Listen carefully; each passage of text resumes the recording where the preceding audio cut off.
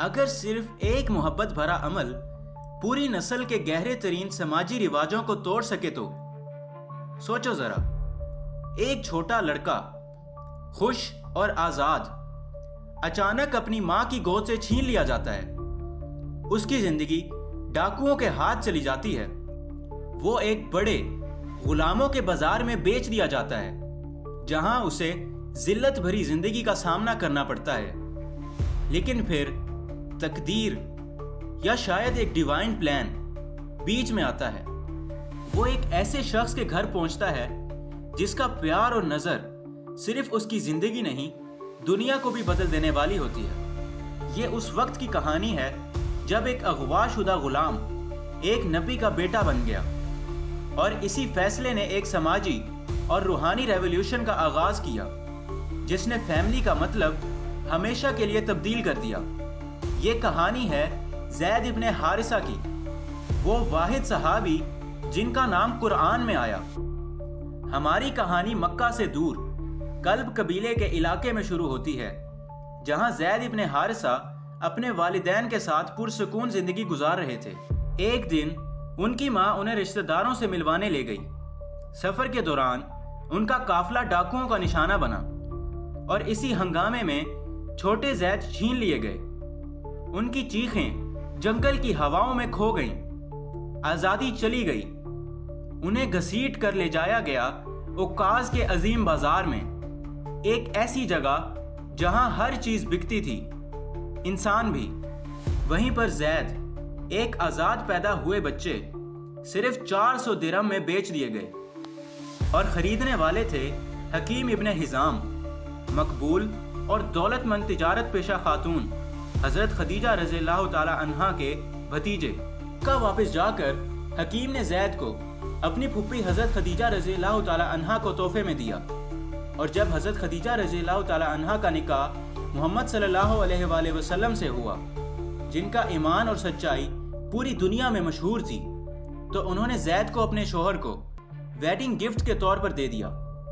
محمد صلی اللہ علیہ وآلہ وسلم کے گھر میں پہلی وحی سے کافی پہلے زید رضی اللہ تعالی عنہ کو وہ ملا جو انہوں نے کبھی تصور بھی نہیں کیا تھا۔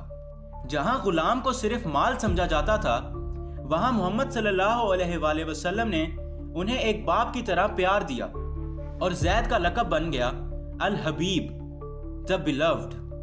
یہ شفقت زید رضی اللہ تعالی عنہ کے دل میں ایسی وفاداری کا بیج بونے والی تھی جس کا امتحان ابھی باقی تھا۔ سال گزرتے گئے، لیکن گھر میں ایک باپ کا دل تڑپتا رہا۔ زید کے والد حارثہ نے کبھی امید نہیں چھوڑی۔ وہ ہر سمت جا کر لوگوں سے ملتے، شاعری کر کے اپنے گمشدہ بیٹے کو یاد کرتے، اور ہر مسافر کے چہرے میں ان کا نشان ڈھونڈتے۔ اور آخر ایک دن کچھ حاجیوں نے مکہ سے لوٹ کر ان کو بتایا کہ انہوں نے زید رضی اللہ تعالی عنہ کو دیکھا ہے۔ خوشی سے دیوانے حارثہ اور ان کے بھائی نے بڑا فدیہ جمع کیا اور فوراً مکہ کا رخ کیا۔ وہ محمد صلی اللہ علیہ وآلہ وسلم سے کعبہ کے پاس ملے اور اپنا معاملہ بیان کیا۔ ہر قیمت دینے کو تیار تھے، صرف زید کو واپس لے جانے کے لیے۔ مگر محمد صلی اللہ علیہ وآلہ وسلم نے ایسا جواب دیا جو ان کے لیے حیران کن تھا۔ حضرت محمد صلی اللہ علیہ وآلہ وسلم نے فرمایا، فدیہ کی ضرورت نہیں، میں زید کو بلاتا ہوں۔ اگر وہ آپ لوگوں کے ساتھ جانا چاہتا ہے تو وہ آزاد ہے، کسی فدیہ کی ضرورت نہیں ہے۔ حارثہ کا دل خوشی سے بھر گیا۔ انہیں پورا یقین تھا کہ ان کا بیٹا خون کا رشتہ اور آزادی چنے گا۔ زید کو بلایا گیا۔ انہوں نے فوراً اپنے والد اور چچا کو پہچان لیا۔ پھر محمد صلی اللہ علیہ وآلہ وسلم نے فرمایا، تم ان دونوں کو جانتے ہو اور مجھے بھی جانتے ہو۔ تم نے دیکھا کہ میں تمہارے ساتھ کیسا ہوں، اب فیصلہ تمہارا ہے۔ ماحول میں خاموشی چھا گئی۔ زید رضی اللہ تعالی عنہ نے ایک لمحہ بھی نہیں سوچا، اور انہوں نے محمد صلی اللہ علیہ وآلہ وسلم کی طرف دیکھ کر کہا، آپ مجھے میرے والد اور چچا سے بھی زیادہ عزیز ہیں۔ یہ سن کر والد اور چچا حیران رہ گئے اور کہا، زید، تم غلامی کو آزادی پر اپنے گھر والوں پر ترجیح دے رہے ہو؟ لیکن زید کا فیصلہ ثابت قدم تھا۔ جس عزت اور محبت کا ذائقہ انہوں نے محمد صلی اللہ علیہ وآلہ وسلم کے ساتھ چکھا تھا، وہ آزادی بھی اس کا بدلہ نہیں چکا سکتی تھی۔ زید رضی اللہ تعالیٰ عنہ کی اس وفاداری سے متاثر ہو کر محمد صلی اللہ علیہ وآلہ وسلم نے ان کا ہاتھ پکڑا اور سب کے سامنے کعبہ کے دروازے پر جا کر ایک اعلان کیا جو اس وقت کا سب سے بڑا سوشل ارتھ کویک بن گیا۔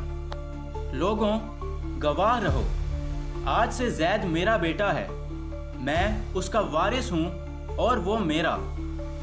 اسی وقت سب کچھ بدل گیا۔ وہ اب زید ابن محمد صلی اللہ علیہ وآلہ وسلم کہلائے۔ زید محمد صلی اللہ علیہ وآلہ وسلم کے بیٹے۔ یہ صرف ایک مہربانی نہیں تھی، یہ ایک انقلاب تھا۔ جہاں قبیلے، نسل اور خاندان کی بنیاد پر سوسائٹی تعمیر ہوتی تھی، وہاں ایک غلام کو بیٹا بنانا سوسائٹی کے منہ پر تھپڑ تھا۔ محمد صلی اللہ علیہ وآلہ وسلم نے صرف انہیں نام نہیں دیا، بلکہ انہوں نے زید رضی اللہ تعالیٰ عنہ کو ایک نئی پہچان، میراث کا حق اور عزت دی۔ یہ عمل ایک زبردست پیغام تھا۔ انسان کی اصل قیمت اس کے کردار میں ہوتی ہے، اس کی نسل میں نہیں۔ اور جب محمد صلی اللہ علیہ وآلہ وسلم پر وحی کا آغاز ہوا تو زید رضی اللہ تعالیٰ عنہ ان چند پہلے لوگوں میں سے تھے جو ان پر ایمان لائے۔ ان کی وفاداری کبھی نہیں ڈگمگائی۔ وہ پروفٹ صلی اللہ علیہ وآلہ وسلم کے ساتھ طائف کے مشکل سفر میں بھی گئے، جہاں ان دونوں پر پتھر برسائے گئے، جہاں زید رضی اللہ تعالیٰ عنہ نے اپنے جسم کو ڈھال بنا کر پروفٹ صلی اللہ علیہ وآلہ وسلم کو بچایا۔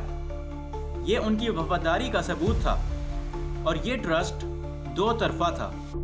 محمد صلی اللہ علیہ وآلہ وسلم نے زید کو صرف اپنا بیٹا نہیں سمجھا، انہوں نے زید رضی اللہ تعالیٰ عنہ کو کئی ملٹری ایکسپیڈیشنز کا کمانڈر بنایا، ایک ایسا مقام جو اس دور کے لیے ناممکن سمجھا جاتا تھا۔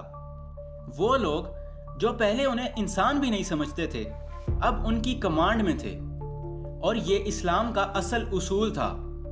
لیڈر بننے کا حق خاندان سے نہیں، تقویٰ اور صلاحیت سے ملتا ہے۔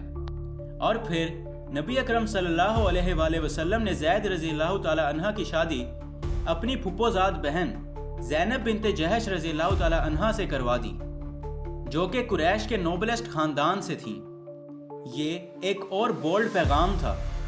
جہاں سوسائٹی کلاس ڈیوائیڈ پر کھڑی تھی، وہاں نبی اکرم صلی اللہ علیہ وآلہ وسلم نے اسے زمین بوس کر دیا۔